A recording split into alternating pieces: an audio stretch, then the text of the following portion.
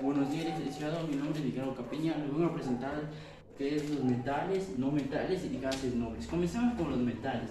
La mayoría de los metales se encuentran en la naturaleza combinada químicamente formados los minerales conocidos como el nombre ausencia, la pirata, el cobre, la plata y el oro. Tan pocos restantes que por lo general se encuentran sin combinar en el estado natural. Por estas características se llaman metales nobles, duros y tienen un elevado punto de fusión, son todas sólidos. Los metales se consideran como los metales poco absolutos porque ellos pueden reflejarse en la naturaleza, el cobre, la plata y el oro. Y ellos en la tabla periódica ocupan un gran espacio, con un espacio que son unas cosas, como el galio y el francio. Estas se encuentran en el estado líquido. Son formados por la naturaleza, combinados químicamente. Y vamos por la siguiente, que es los no metales. Sigamos con los no metales.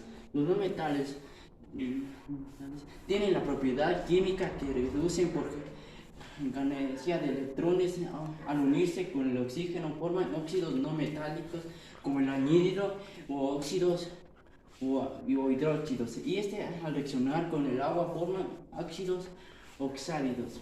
Los no metales son pocos abundantes en la tabla periódica y se caracterizan por ser buenos conductores por el calor ni de la electricidad. Sus propiedades son muy diferentes a los de metales. Por otra parte, forman formales de valencias para formar moléculas entre ellos.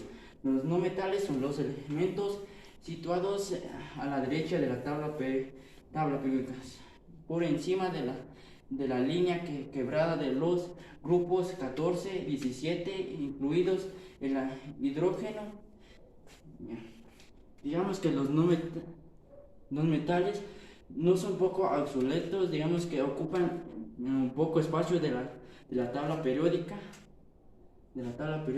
Como podemos observar, están en los grupos 14 y 17, incluidos como el hidrógeno, y traspasan por encima de la línea quebrada de los grupos.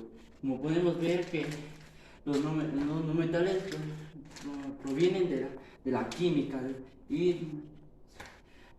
reducen los electrones al unirse con el oxígeno, forman óxidos no metálicos, como el anhídrido y el óxido de los óxidos, y se pueden unir con el agua formando óxidos oxálidos. Forman como, digamos que se unen con el agua.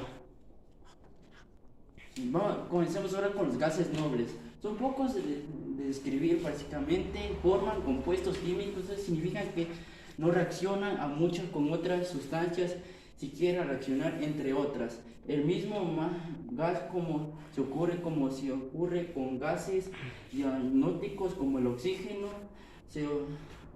CO2 y el hidrógeno H2, que forman moléculas con gases diatómicas de hielo y el neón. Resulta particularmente interés en origen.